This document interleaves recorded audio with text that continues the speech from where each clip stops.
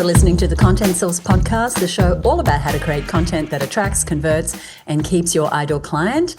I am here with my co-host, Michelle Falzon. Hey, Michelle, how are you? Hiya, Suzi. I am doing great. And, I'm always looking forward to the episodes, but I am really looking forward to today's topic because we're diving into something that I know you and I love, which is how to tell stories that actually sell your products and services. And we've got a special guest joining us, which is another thing I always love when we do on the show. And this is someone who really lives and breathes the art of ethical, high converting even storytelling. I love that. And you said that we both love it. I love it, but I don't always love it. You know what I mean? Yes. So I'm looking forward to getting some tips. And our guest today is Kendall. She's the founder of Candid Collective, and she helps purpose-driven entrepreneurs tell stories that sound like them, which I think is so important, and still make the sale. So if you've ever found yourself holding back in your marketing because it felt too salesy, or you've wondered why your audience loves your content but doesn't actually buy, or you want to bring more emotion and narrative into your marketing, but you're not sure how to do that strategically, then this conversation is one that's going to be one that you love because it'll show you a more aligned, more effective way to sell, one that feels really good, and it also gets you results. Yeah, and what I love about Kendall's approach is that it is all about helping people sell without selling their soul. She's combining this idea of story structure and sales strategy in a way that feels, as you said, this aligned kind of alignment. And there's no bro marketing, no manipulation, just messaging that resonates and converts, which is, very much from the heartland of this show as well. So here's a little bit about Kendall from her bio.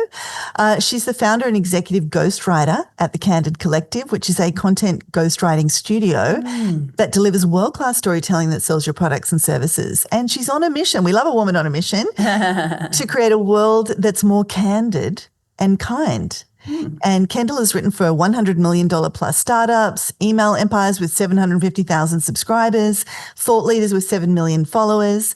She also writes about the art and craft of telling stories that sell in her weekly newsletter, Wallflower Fridays, and we'll tell you a little later how to get access to that. And while I'm relatively new to Kendall's work, I really like what she has to say about something that really is close to this show's heart, which is how to create great content that also converts. And as a ghostwriter for some big names, she's got a knack. You develop skills over time doing this. She's got a real knack for helping people find their voice and tell stories that connect deeply and move people into action. So today we're going to chat to Kendall about how to tell stories that sell your products and services, how to overcome that voice in your head that says it's bad to sell if that's something that's going on for you, and it does for most people, and how to use client stories as conversion copy. How to attract more aligned clients who are ready to say, yes, please. And we're going to talk to her about so much more. Really looking forward to it. I'm very excited. Let's get her on the line. Hey, Kendall, welcome to the Content Sales Podcast. Hello. I'm so excited to be here. We're excited to have you. Especially since we're going to talk about a topic that's close to both our hearts and a very specific type of content that can be so effective at doing all the things that this show is about: attracting, converting, keeping our ideal clients, and telling stories that sell. So we're very excited. Me too. This is my favorite thing to kind of nerd out with. So I'm excited to be with like-hearted people as well. I think we're going to have a great conversation. Yeah, fellow nerds. We're completely happy to be called content nerds and marketing nerds. Yep. One thing that I wanted to kick off was talking about, you talk about helping people sell without selling their soul, which I think is such a great kind of concept. What does that look like in practice, and why do so many women in business kind of struggle with that idea of that if I'm selling, I'm going to be selling my soul? Yeah. Something that I find really interesting about my work in particular, I would say over the years, probably 95%, arguably even more of my client roster has been women. And it's consistently this kind of problem that you're talking about, where we're taught, I think, to be of service. We're taught to really help our communities, help our families. Maybe we have, for better or worse, kind of a caretaker kind of responsibility that we've taken on to us. Matriarch of the family, you name it. And it's very uncomfortable for people to charge money, accept money for something that they tend to just be, really skilled at. And I find that there's this moment where the thing that you're good at and to receive money because of it feels so uncomfortable for people. And I find it especially in women where it's this, am I comfortable being visible? Am I comfortable being visible and accepting money for that? And we really love to make ourselves kind of the villain of our own stories in order to make other people feel comfortable, when we're the only ones really hurting financially from that. But then we also don't get to help as many people and be of service if we're not selling. And so I find a lot of my clients tend to be, heart-centered, soul-aligned kind of people. They feel very deeply connected to a higher purpose with their work, but there's a disconnect between the thing that feels good to you and your soul, soul-aligned kind of purpose, and allowing that to be something that actually creates wealth and abundance, creates money for you, helps you, feed your family, give back to your community, help other people with your gifts. And so I find, it's one of the biggest kind of things we as a collective, but especially women entrepreneurs, need to really take the time and take the, time to do the work and really get comfortable with that, kind of more expansive version of ourselves in order to help more people. So it's a little bit of a reprogramming thing, but I see it all the time. And we're not only hurting ourselves, we're hurting all of the people we could be helping if we don't own that kind of more sales forward narrative for ourselves. Yeah, really kind of aligning in our minds. It's a mindset job. What's happening between our ears is what I hear you saying. Yep. To align selling with service in a way that ensures that we're winning and that the people we're serving are winning. And if we're not creating a viable business, we can't continue to serve people. So I love what you're saying there. You use this phrase, conversion-focused storytelling. What's the difference between that and just telling a nice story? Yeah, I see this all the time, and I'll say especially on social media these days, where I think a lot of people hear that storytelling is so effective, and then we're kind of rambling on, or I've seen many a bad take of it. I've seen people posting their lunch that they had. I've seen photos of dogs' feet in the snow. I've seen very random, roundabout ways of not really selling what we're about. And I find that the kind of conversion-focused way of telling a story, if you represent a business, you're essentially that business's spokesperson.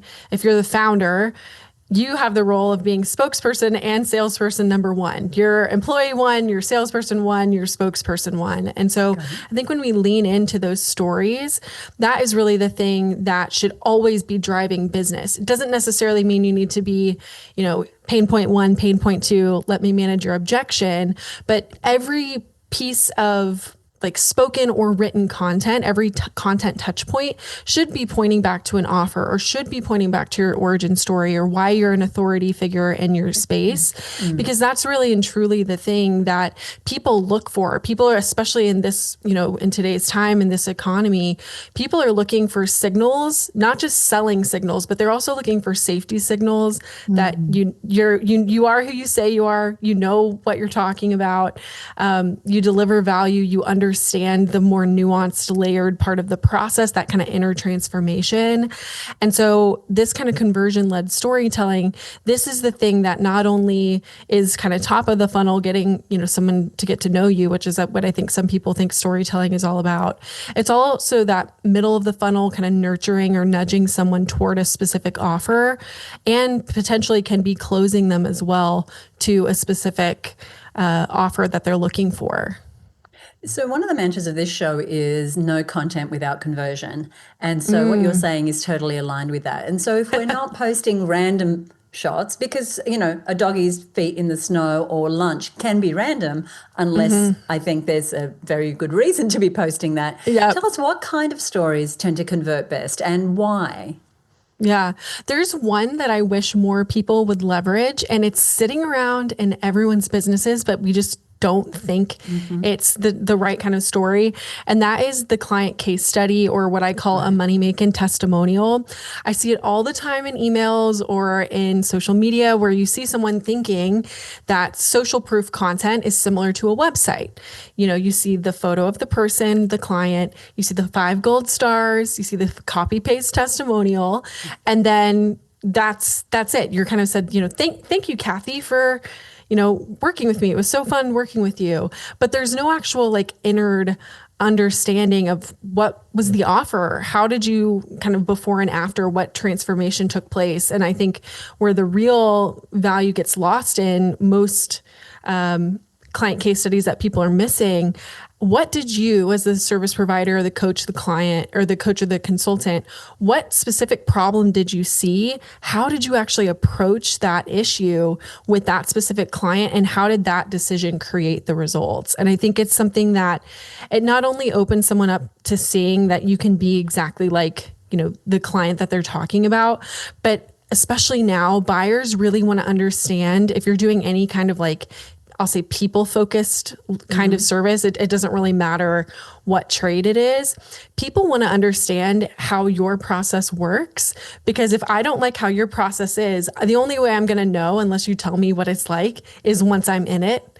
And if I don't enjoy it when I'm in it, I'm going to turn into a really I'll say like a red flag kind of headache client halfway through the process. And no one wants that. The client doesn't want that. You don't want that.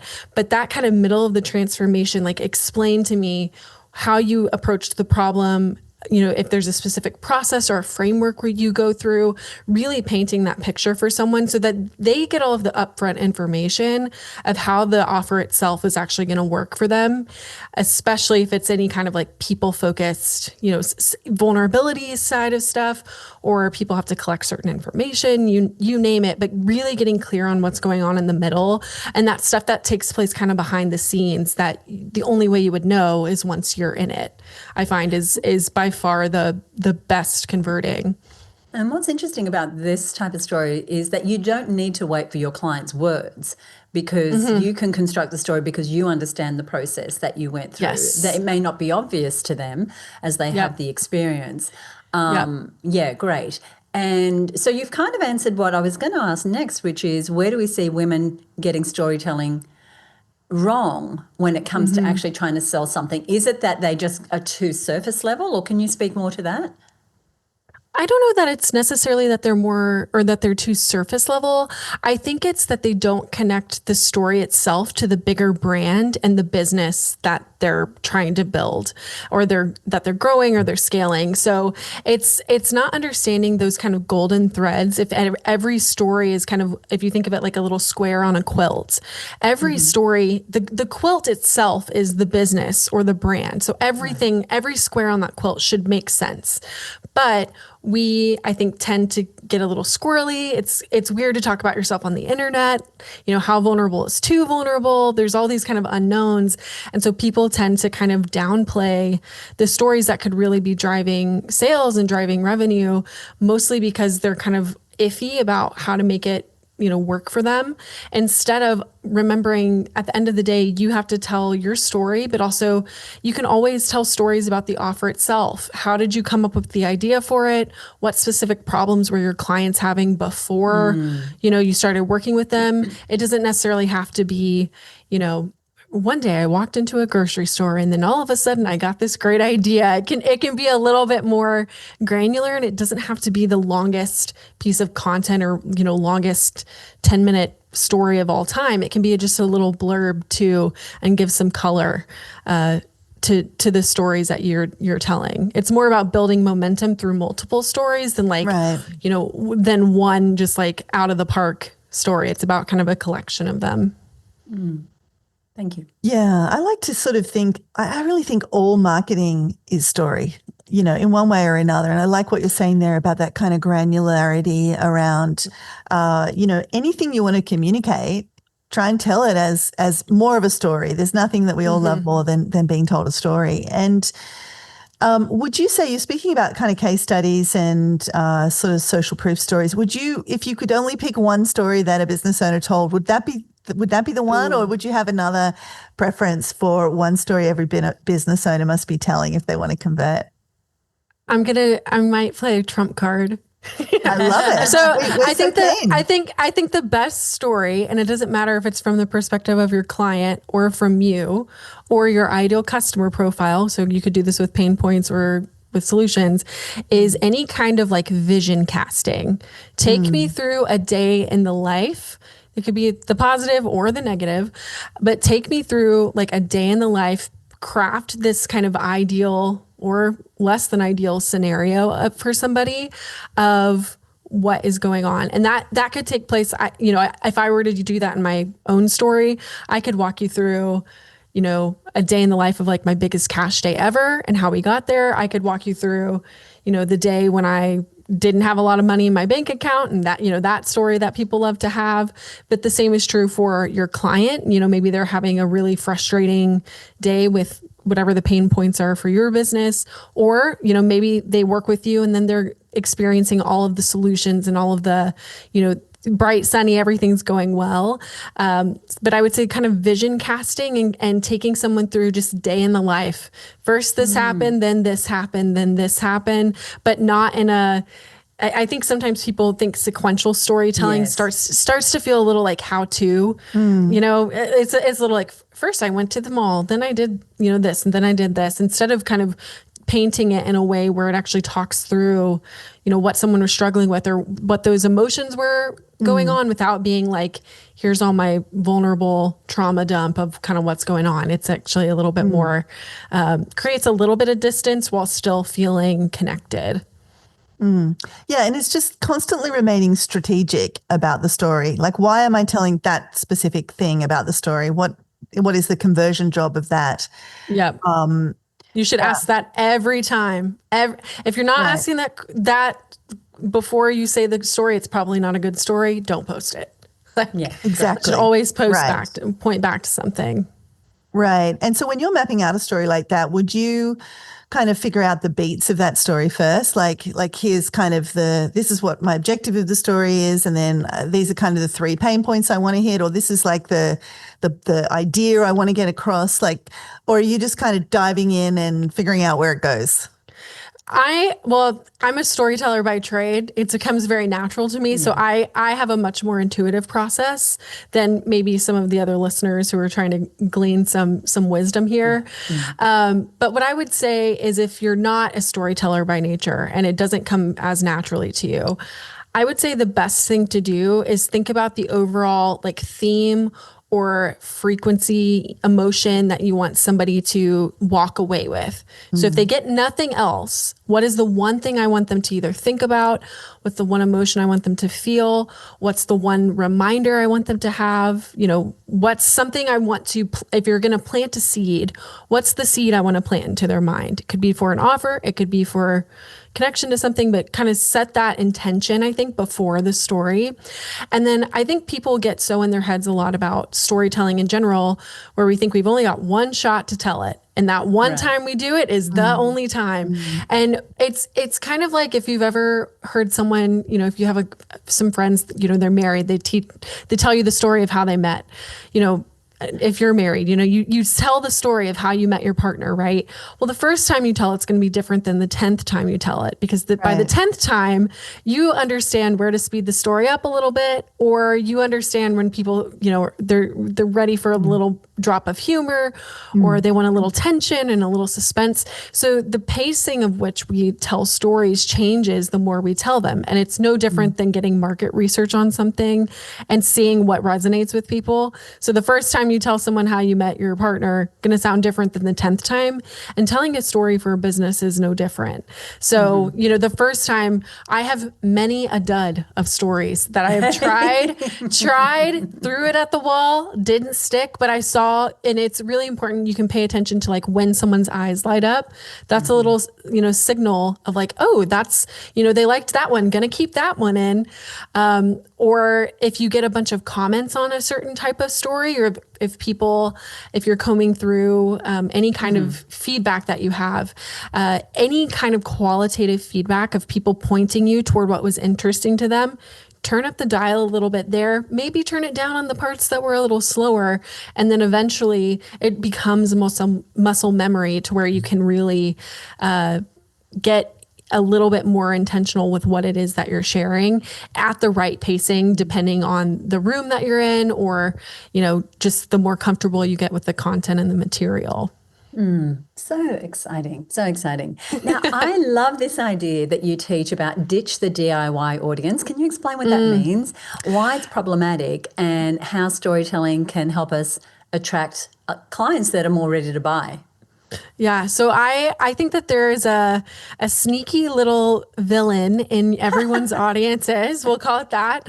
I call it in my own writing, I call it the DIYer, never buyer. And it's basically somebody in your audience that loves to, consume all your free content. They love the tips and the tricks. They're the person in your DMs. They're asking you 50 million questions. They're getting on a networking call with you to pick your brain. And then suddenly you think you've got a customer on your radar. You're waiting for the day the inquiry comes, and they're never going to pay you a dime.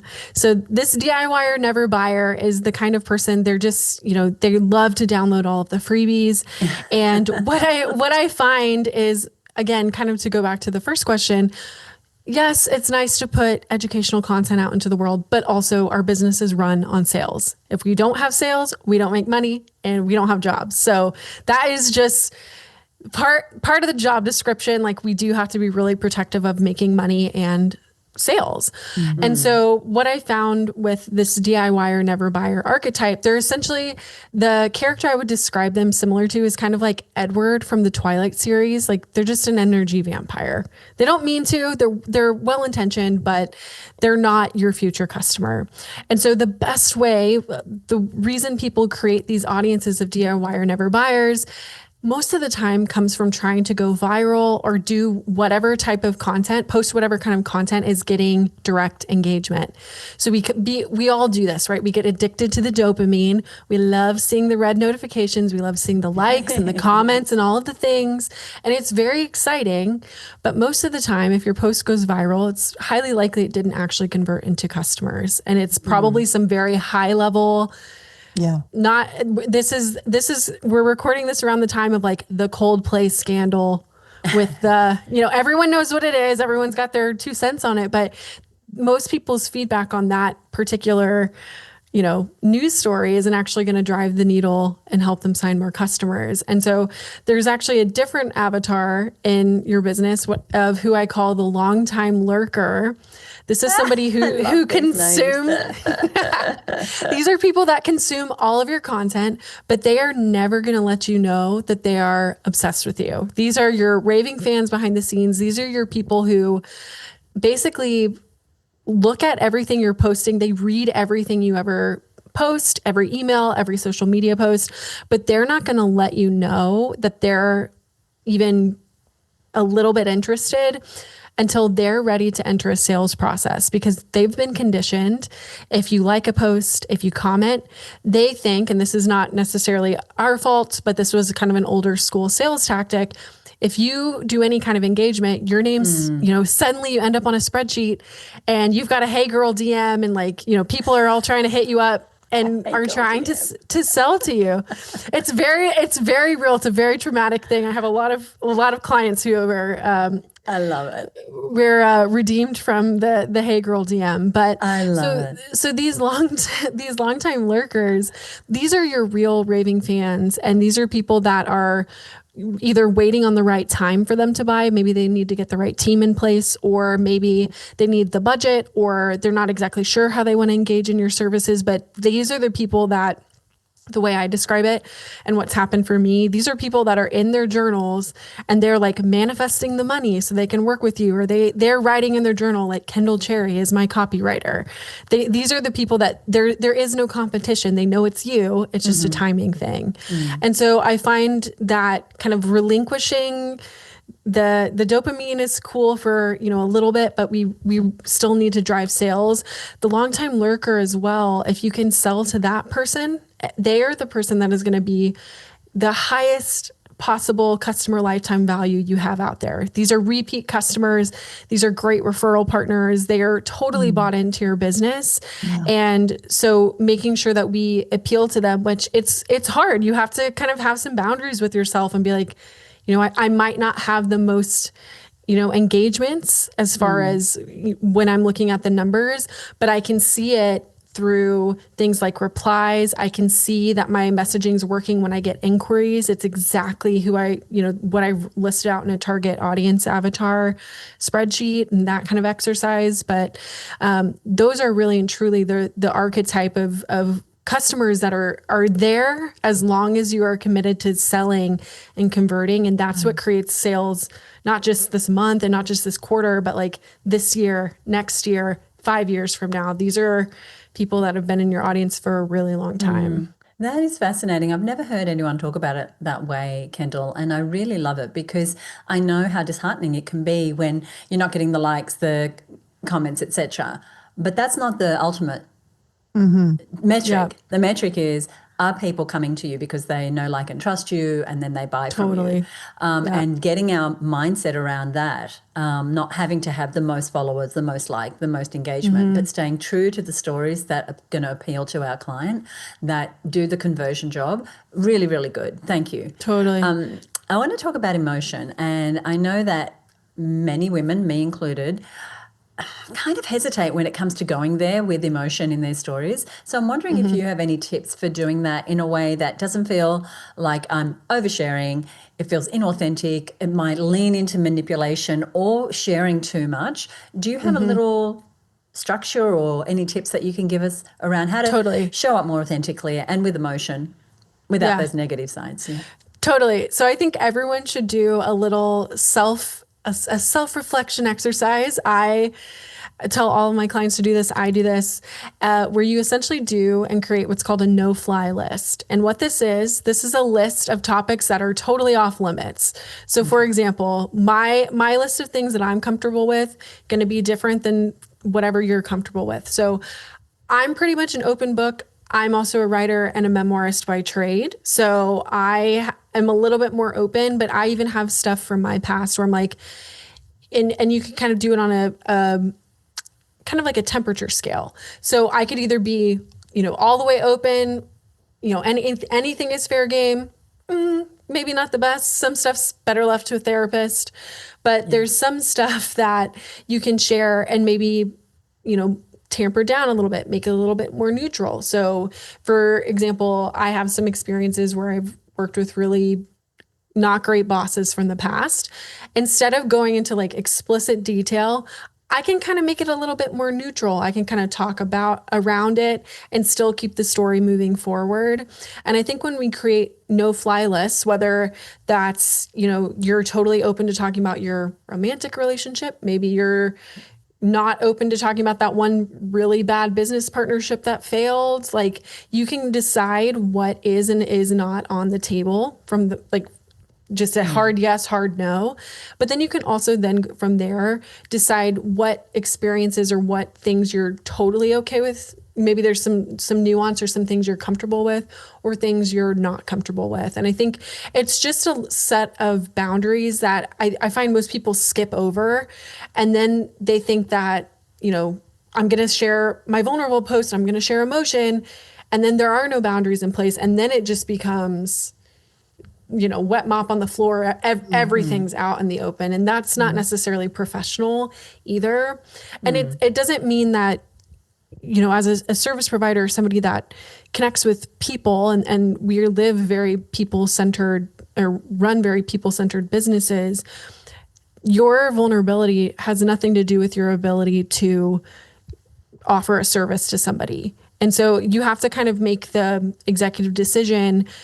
Is this going to hinder someone's ability to see me as a leader? For example, like for me, would I want to talk about a really terrible client experience I had where I had to it ended in a legal dispute? No, that's probably not like the most beneficial story for me, but there might be some like lessons learned that I could talk about with other things or other specific moments. But I think it's up to your discretion to kind of decide what is and is not for you. And then decide also, how emotional do you want to be? I think people a lot of times think that sharing your own emotion, your own fears, your own feelings about something are what creates emotional resonance, when in reality, it's just sharing, I think, a little bit more specifics. So instead of saying like, I felt the pits of depression and despair, right? You can actually maybe use one example of what it felt like or something that happened, a detail. And that's actually going to get you further and create more resonance with somebody without saying, here's every terrible feeling I had in a, 10-hour anxiety loop.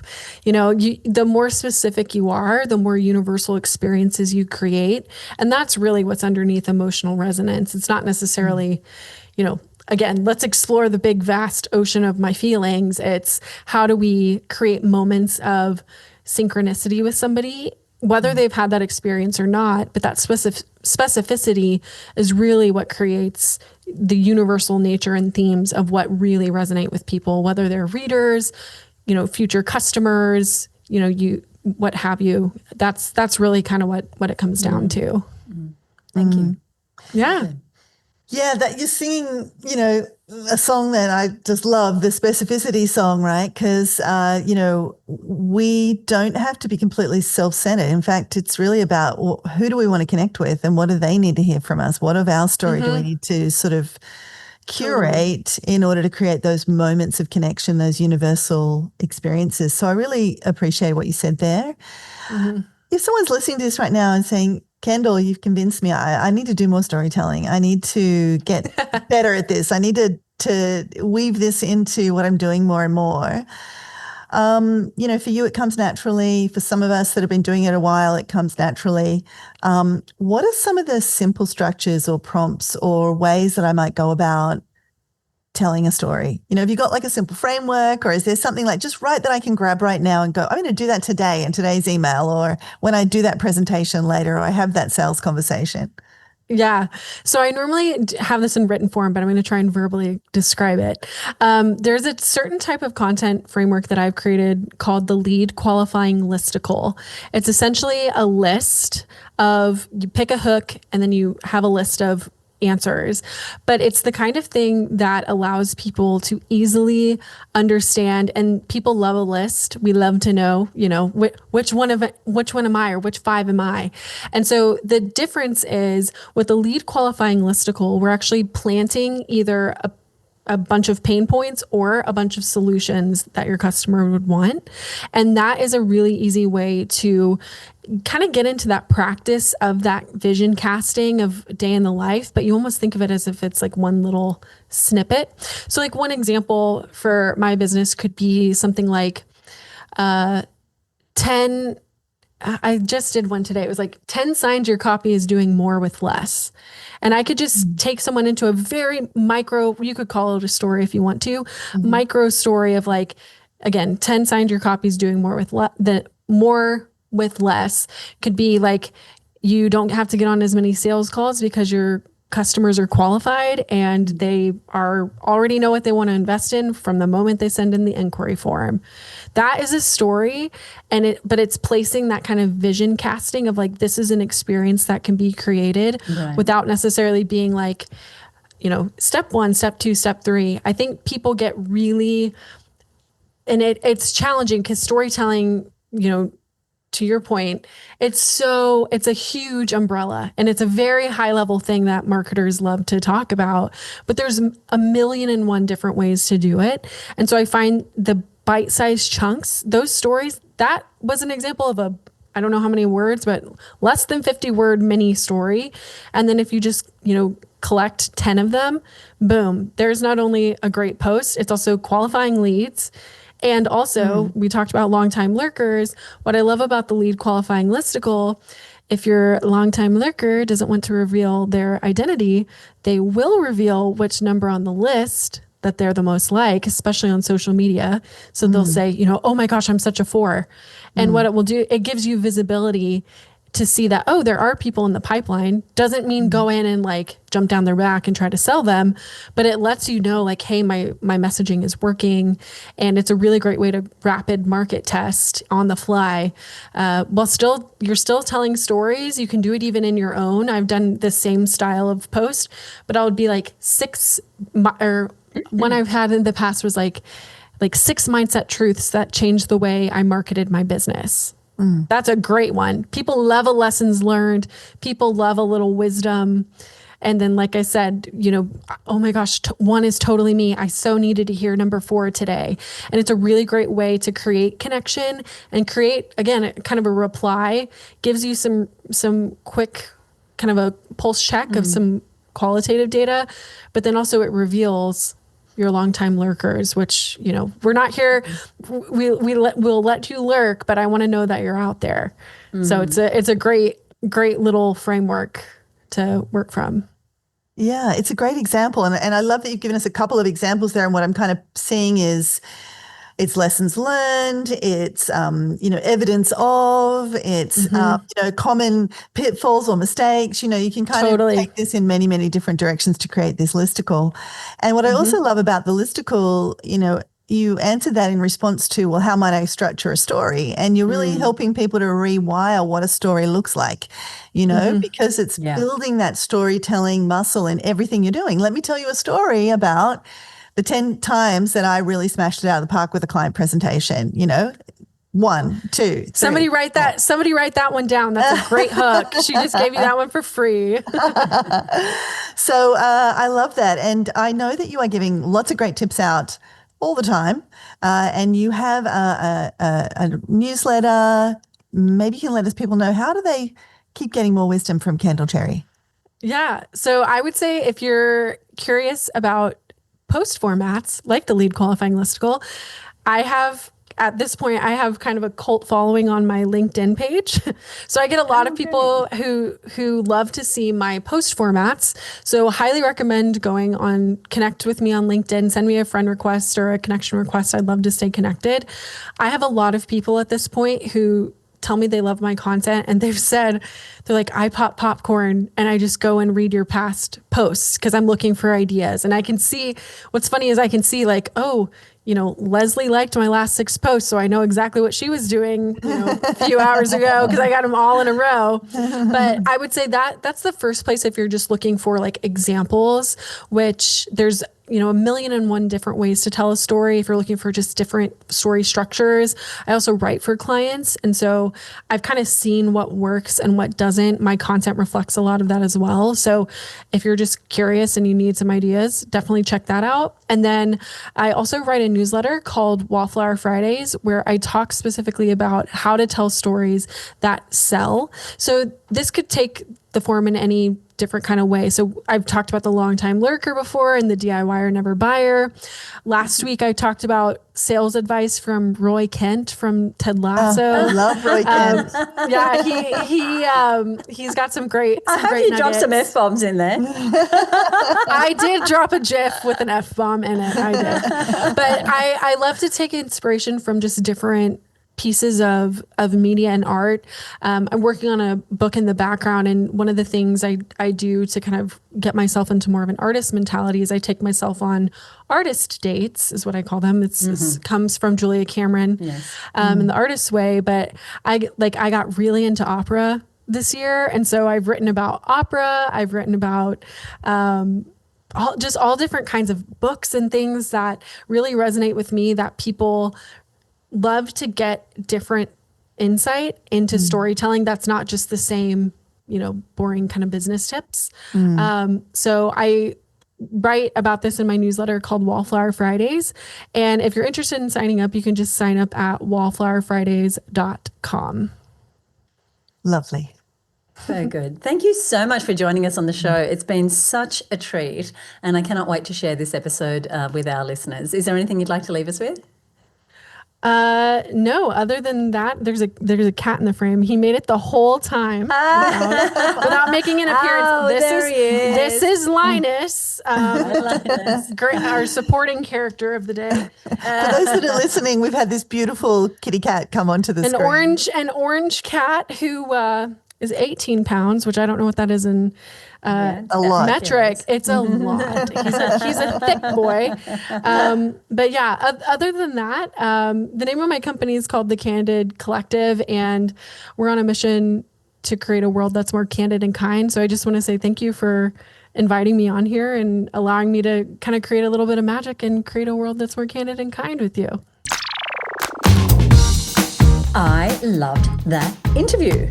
It was a great conversation, wasn't it? And it's so nice to be with a fellow content and marketing nerd. We were so kind of aligned in so many ways. Yeah, and just writers, people who just have the gift of writing is my envy, and it's just so good. But there was nothing about anything Kendall said that I didn't think any one of our listeners could take advantage of. So very excited. Agreed. Yeah, agreed. And I was taking notes as she was talking. There were so many good things. Lots of head nodding, I think, between the two of us. We were nodding our little heads off. But I think one point I wanted to just pull out of what Kendall said, particularly for our listeners, is that story sitting around in everyone's business, the client case study, and we've talked about that a lot on the show. We'll put some links to some other episodes on if you're wanting to get more awesome client case studies and testimonials. We've got some episodes on that. So we'll give you links to other shows that sort of give you resources and structures for that.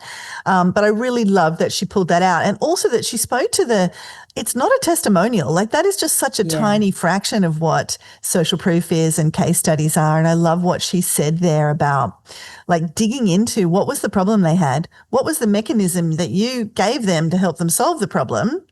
And then what does life look like now? What difference did that make? I mean, that is the guts of a great kind of case study or client story or any form of social proof. Yeah, and you can do this even if you have one client story. If you're like, well, I've only just started or I don't have 100 stories, it doesn't matter. You just need one of these. But it's more the approach that Michelle talked about that Kendall had mentioned, which it's not someone sending you a note saying, I love that. That was so much fun. Loved working with you. It's that you show the before and after. And as Michelle said, we have some resources and we'll we're going to point to those in our show notes. Yeah, I love that. And also it's not even a client story that you have about this current business, but it's some successful thing you did doing this same skill set somewhere else you had a job or in a previous iteration. You can speak to that. I also liked when you were asking her about emotion. And I think it is a tricky one. It seems to be two extremes. People are either very kind of buttoned up and they don't want to spill any beans, or they're like weeping on the kitchen floor, sharing everything about their life. And I don't know about you, but I feel a little uncomfortable when I read some of those posts. It's like, I can't connect with it, right? And I love what she said about connecting. Like that's the job of emotion. It's not about you just like bleeding on the page. It's about you kind of actually finding some common ground you want to create with someone. And I like what she said about just pick one emotion that you want someone to feel, or one thing you want them to think, or one action you want them to take, and let that frequency be the and emotion. I think are the words she used. Yeah. Let that be the springboard for the story, for the level of emotion. I thought that was great. I loved her sneaky villain, the DIY I never buyer, because I know we have lots of those. We all have lots of those. They love our free content. They want the tricks. They come to the free webinars, etc. They want to pick the brain and they don't want to buy. And the long-time lurker was interesting for me because I know even with our Marketing Success Mastermind, we've had people who've been long-time lurkers. They listen to the show. They come along. They're not necessarily vocal, but they love everything that you're doing and they're just waiting for that perfect moment to enter, as she said, a sales process. And then they'll come along and they'll buy your most expensive thing and then they'll stay with you for years. Yeah. And so just getting away from those vanity metrics of I didn't get many likes or did get a lot of likes or whatever it is, knowing that you are staying true to your message and that you are kind of subliminally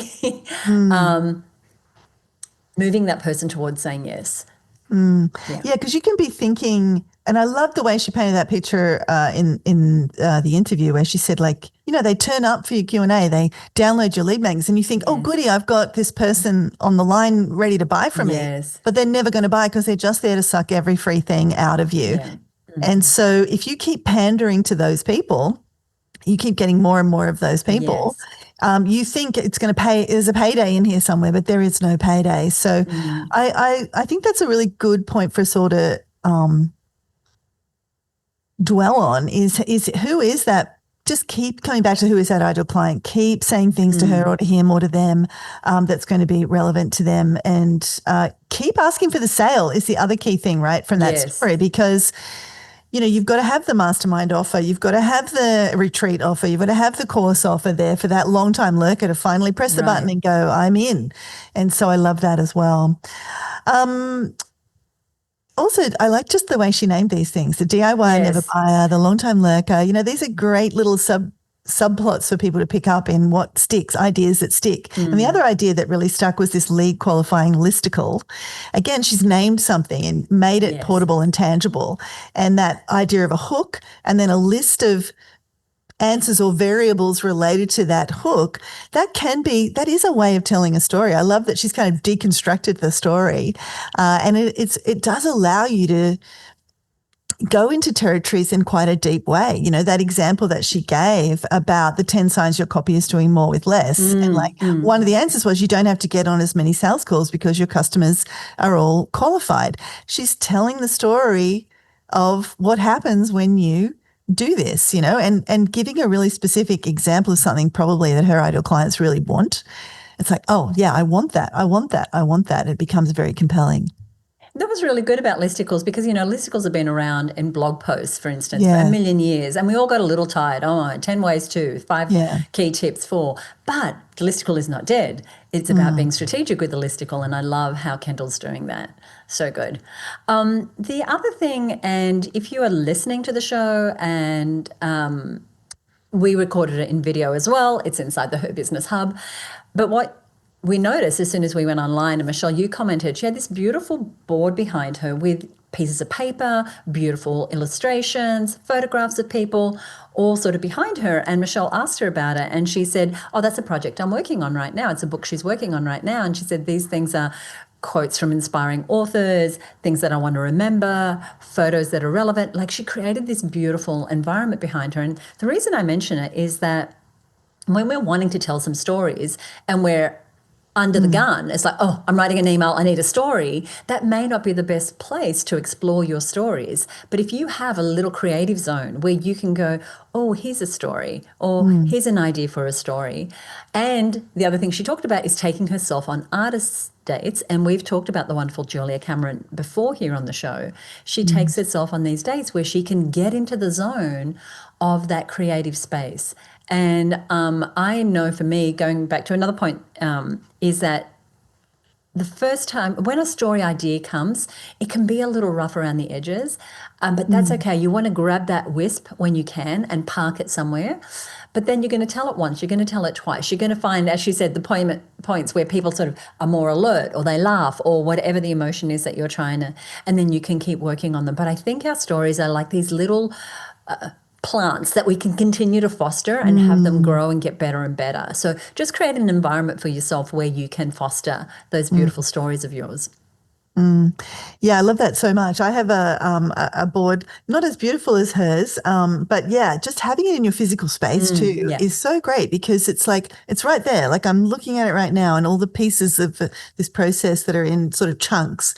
And every time I get an idea, I just literally write it. Here's one of them right now. I just write it on a piece of 3x5 and stick it on that wall, and it's captured for that moment, like you said, when you can dig deeper into it. So finding your way of doing that. It might be a notes app on your phone or, certain days where you just sit down and give yourself the morning just to think back over your stories or look back through Kendall's posts or Suzi's posts or content that you're seeing online and go, oh, that's an interesting way to tell a story. How might I mimic that?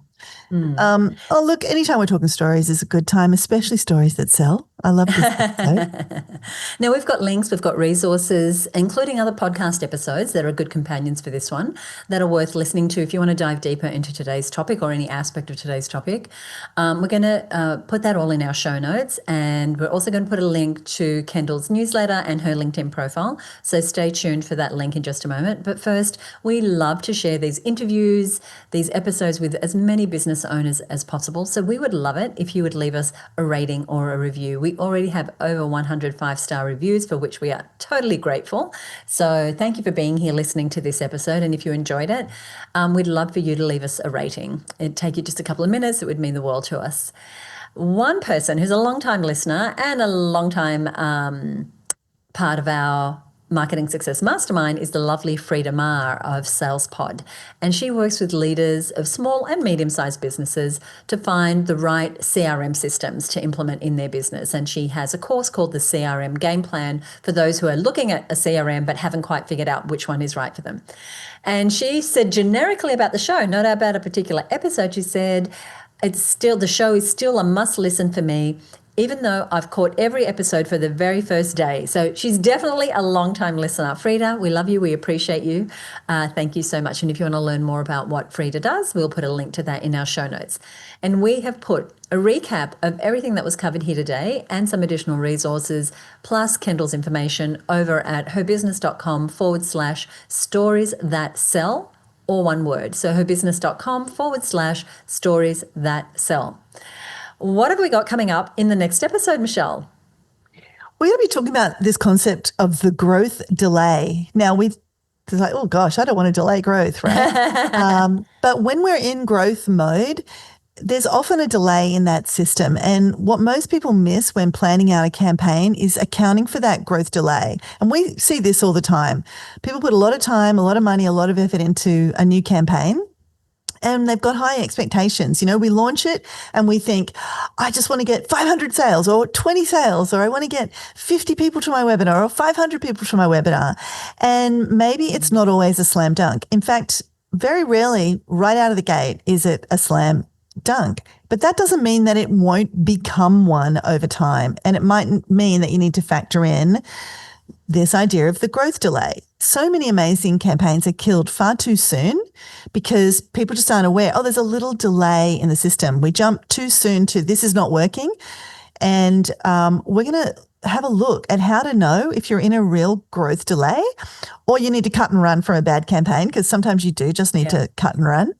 How to manage your emotions through the growth delay, how to factor it into your plans and your budgets so you don't give your cash flow like a major unexpected dent by not allowing for this sort of growth delay, and also how to get through that growth delay as fast and effectively as possible. So we're digging into this little slice that we've been seeing women struggling with, and we hope it kind of opens and shines a bit of a light on this idea of the growth delay and how to have more successful campaigns and not give up too soon on the ones that could become fabulous. And that lag time is so often misunderstood. That lag is a part of the process, and I'm excited to dive into that. So that's in the next episode. If you don't already follow the show or are subscribed, just hit the follow or subscribe button wherever you are listening, and that episode will be dropping into your feed really, really soon. Michelle, anything you want to say before we wrap up? Just a big thank you again to Kendall. She really brought it today. I loved the conversation, and I hope that our listeners really loved it. I'm sure you have as well. And just go back and check out her LinkedIn, and her newsletter would be another recommendation. Thank you. Thanks again, Kendall. Thank you so much for listening. We'll see you next time right here on the Content Sales Podcast. Bye for now.